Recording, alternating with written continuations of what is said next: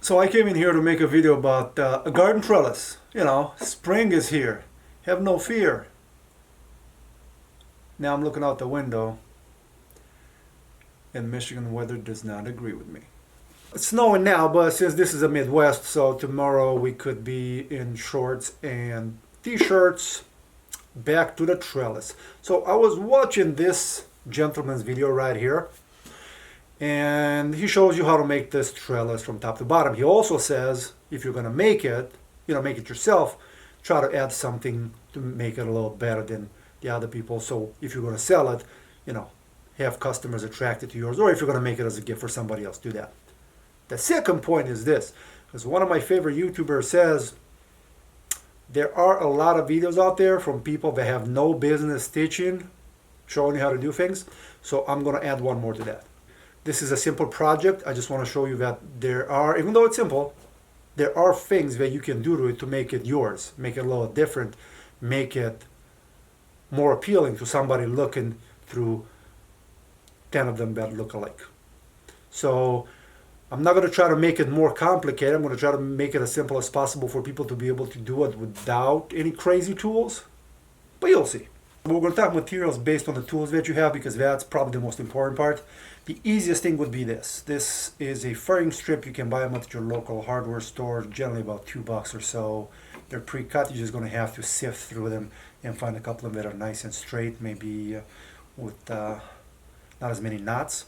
But this is the best option. If you only have a drill and maybe a handsaw, that's it. You can build them without any problems. Now, the next step would be, and it may be cheaper to do it this way, a 2x4. You all know what a 2x4 looks like. If you don't know what a 2x4 looks like, we've got a problem. And this, it could be cedar, could be construction lumber, could be treated the right way, treated the wrong way. Any kind of wood you want. Now this, obviously will require a table saw or band saw or circular saw, some kind of saw to cut it. But it's an excellent option. I will use this for one of the examples of the variation on the theme that I'm working with, because I think there's a way to make them more interesting by using a 2x4, but you'll see it later in the video. And the other option would be cedar, like something like this. Smells good. This is a cedar picket fence, and you can buy it, depending on which way the wind blows nowadays, from $3 to $4, $5, up and down the road. You generally are going to need 2 of these to make one. And if you're going to go my route, there's a few more materials that you'll need, but I will show you once we get to the construction. Normally, for the standard version, this is pretty much all you need. Screws, but that should be self-explanatory, and bolts. Now, I am going to go a different route, and then you'll see if you guys enjoy that or not. At least maybe it'll give you an idea to make your own and improve upon my own design. This is my gauge stick. Because my table saw currently has a modified fence, so it doesn't have a scale on it, it's easier to have a measuring stick. So this goes in between the blade and the fence. It's easier to gauge it. I don't have to measure it.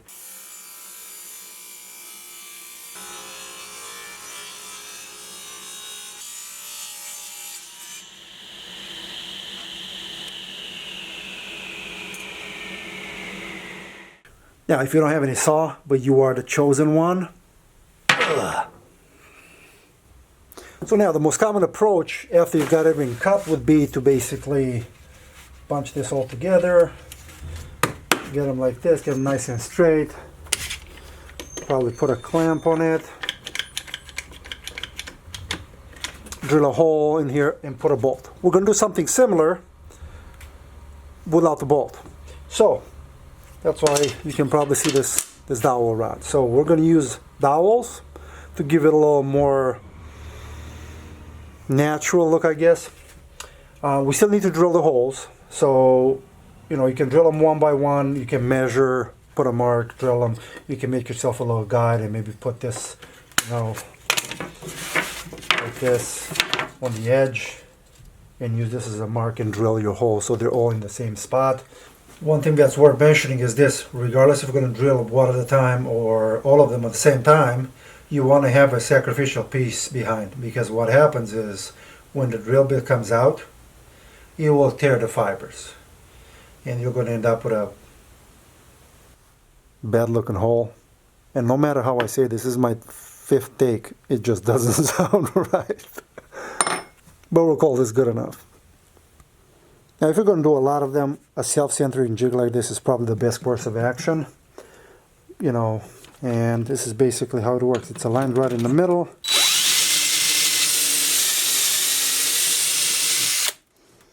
And that should be on the other side almost all the way through the sacrificial piece. Now what I'm going to do is leave them clamped, get all this out here, and then flip it around. And it doesn't really matter where it goes. You could align it so it's the perfect distance, but it doesn't really matter. It's a matter of personal choice, I guess. I'm going to flip it upside down and then drill on this other side.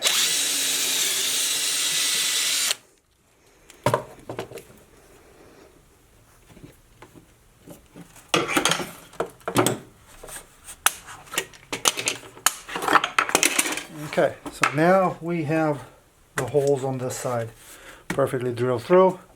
What we're going to do is drill 3 more along the length. You can see the holes are nice and through, and now we're going to go ahead and drill some more on the other side.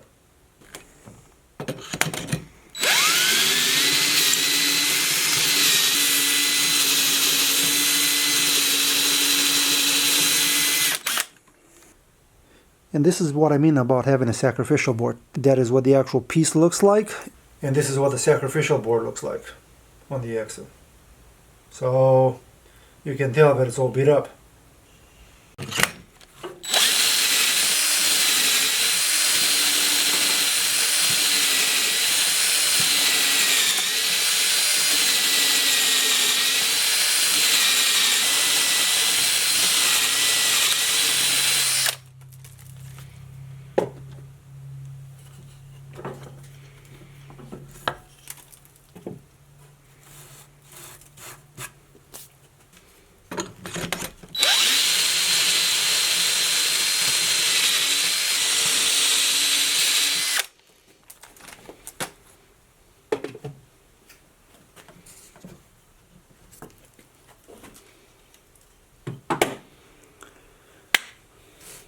Done with all the holes.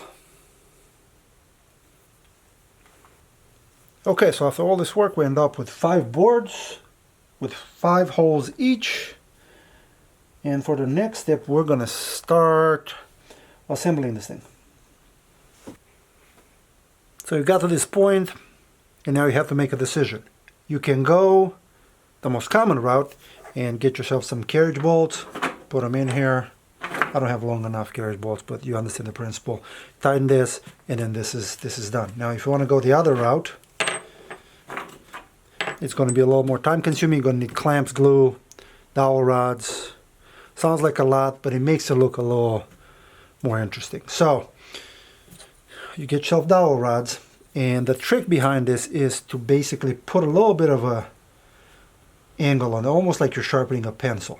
Because then will allow it to guide, and even if the holes are slightly off, it will allow it to move. So you basically glue the inside, clamp it, put your dowels through, and then you leave this side alone. So you're going to need to have probably 2 clamps at least to make this happen.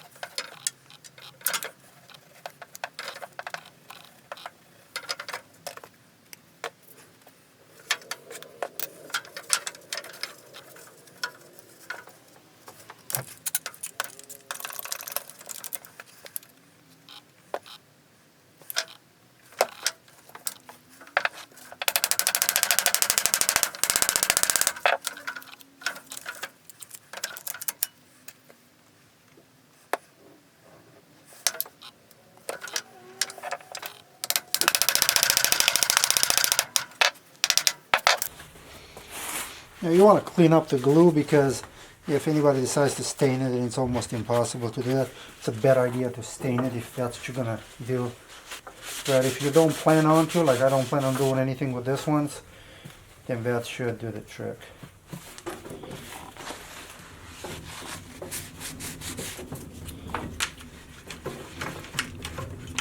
Then I can move this clamp a little closer, clamp it really tight.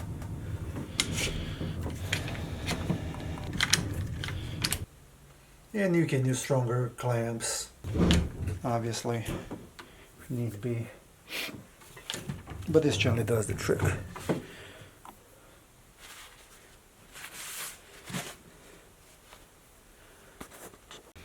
Okay, so now for the last step.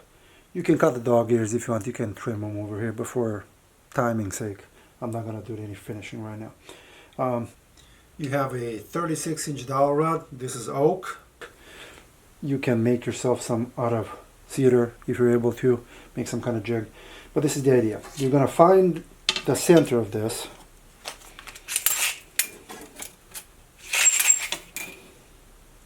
Mark it.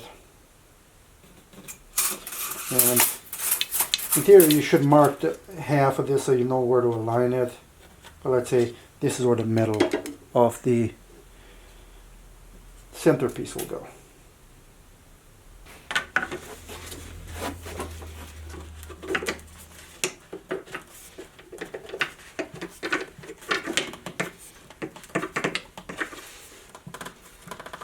What you want to do is get this as close as possible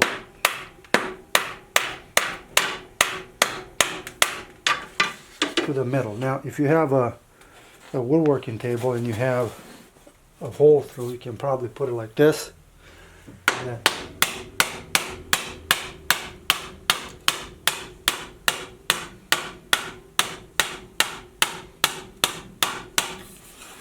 and hammer it too until it goes all the way to the middle. And you can tell, it's kind of hard to tell from that angle, but it is already curved.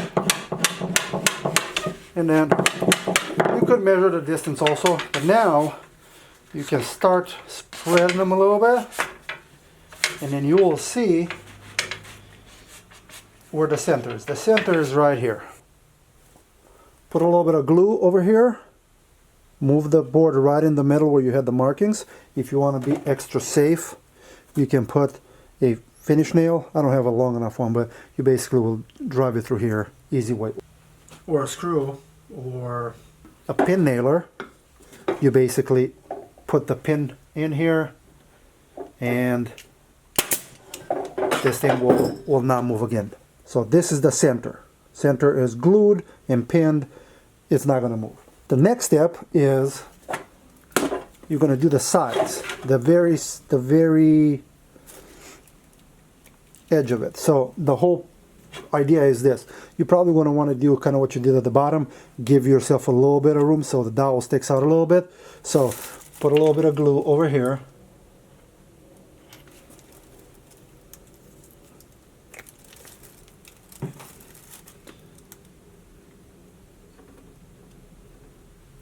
And then take this and then move it all the way there. Make sure it gets enough glue, and always wipe it off.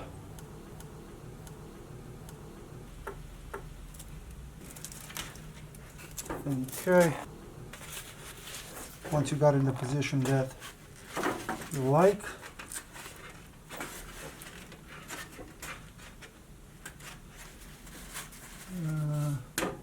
right about there. You put a nail or a pin in it, and that will stay there and dry.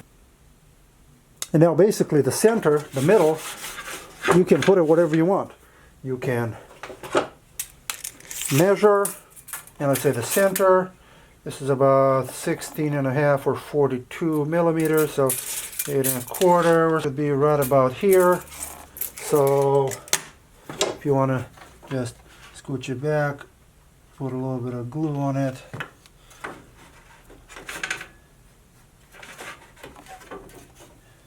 Make sure there's glue on both sides. So 8 1/4 right on center. 8 1/4 right on center. Wipe this off. Put a nail or a pin in it. And basically do the same thing on the other side.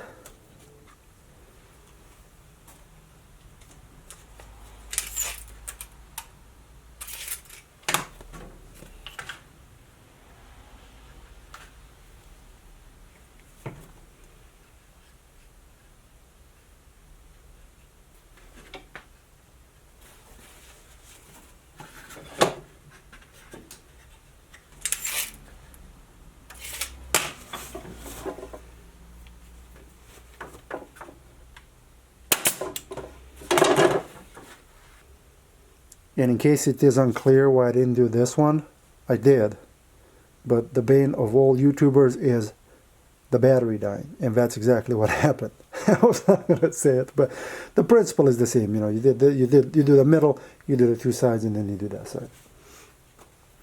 And now we have the majority of it done. Now you could put all 3 dowels at the same time in. I don't know if you're going to run into any problems doing that. I just did this because it was easier for filming. So next, you got to go the bottom dowel or the middle dowel and then the bottom dowel. The idea now is because there's not as much room to flex the dowel in between them, you want to make sure that the taper of the dowel is a little more pronounced.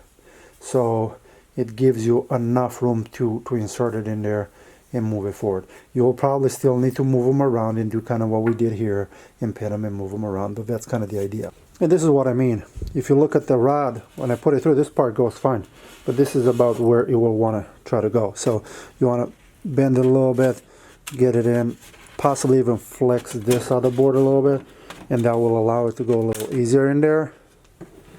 And then slowly drive them through.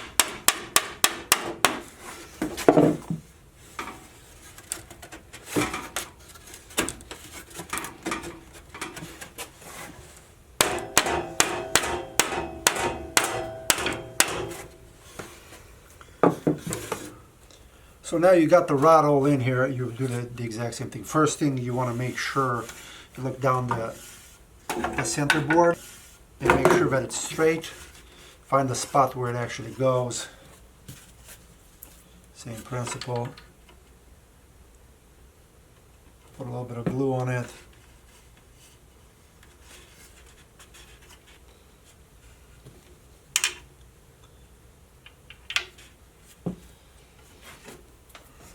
Look down the board. Make sure it's straight. As straight as one of these boards can be. And then nail it, pin it, screw it, whatever you want to do. And then make sure to wipe the excess. Now, you have the ability to move this in and out depending on how much curvature you want to give on the exterior. So, you know, find something that looks appealing to you. Give yourself the room like we did before, and so it matches the bottom and the top. Thinking right about here is good.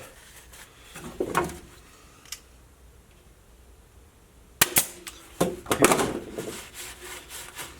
Done.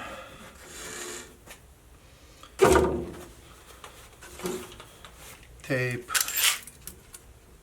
You could also cut yourself a piece of wood if you decide to space them all evenly and then use that instead of measuring. That will make it a lot faster if you plan on doing a lot of them the same way. So I'm going to pull this, glue it just a little bit, Now it is unlikely that they're going to slide anywhere even without the glue, to be honest with you, or the pins, because of the tension in the boards. But better to make it nice and solid. Okay, so now we did I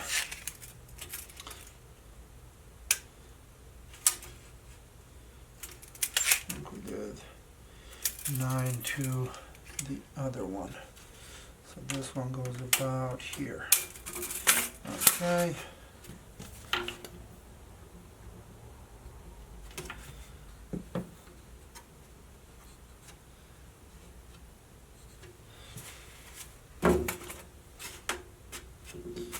Let's say 9 from the side to the side.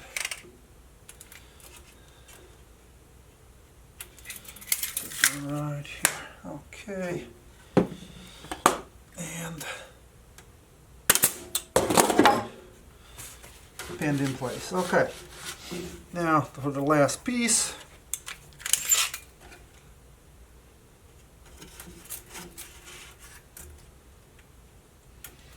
Goes right here.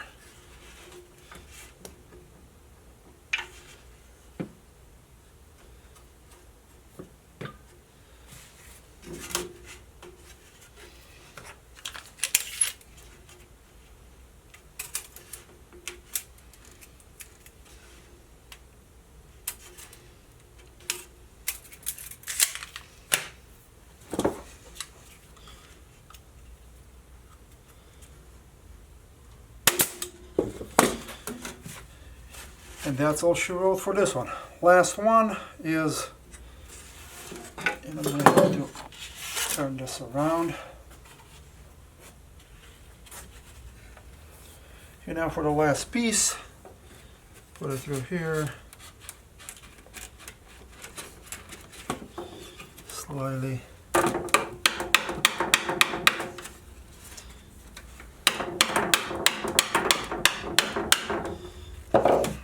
Okay, first one is in, second one, third one, now fourth one.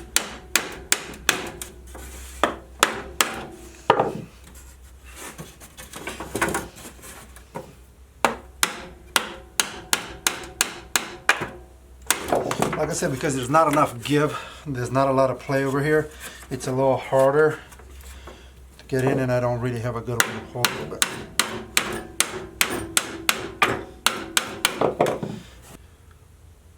so this is pretty close. All we got to do now is to make sure that the center is relatively straight. Like I said, this is somewhat flexible.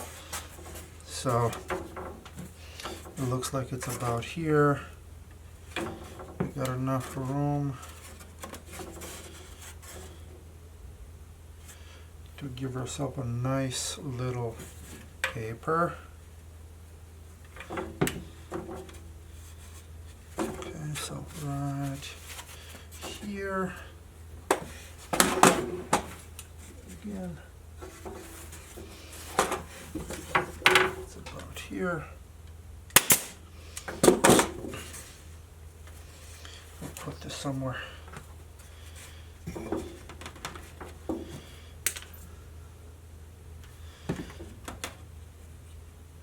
Just like the other ones, a little bit of room on the side. This one we'll put it in the middle. At this point you're so close that you can just eyeball it.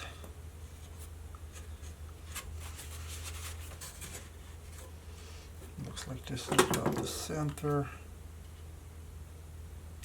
The one thing you do want to measure is the center to the outside here, because you want to make sure that this piece is in the right spot.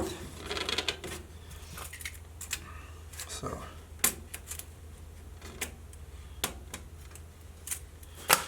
it's right here. So we're gonna put our glue.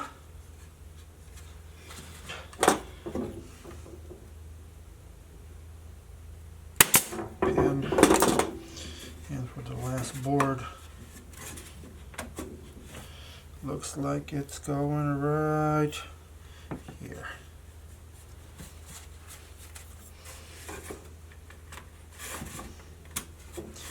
Okay.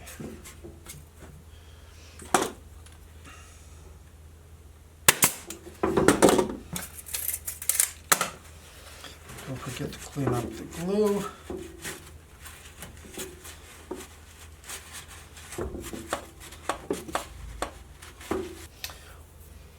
And we're almost done. The only thing I have to do is basically cut the piece over here. I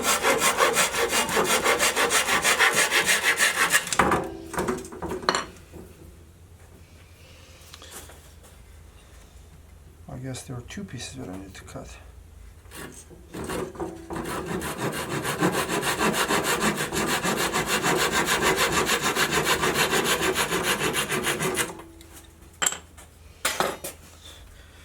And because the other sides are round, you can cut them, or you can just go in here with a piece of sandpaper or a file and round them over if you want.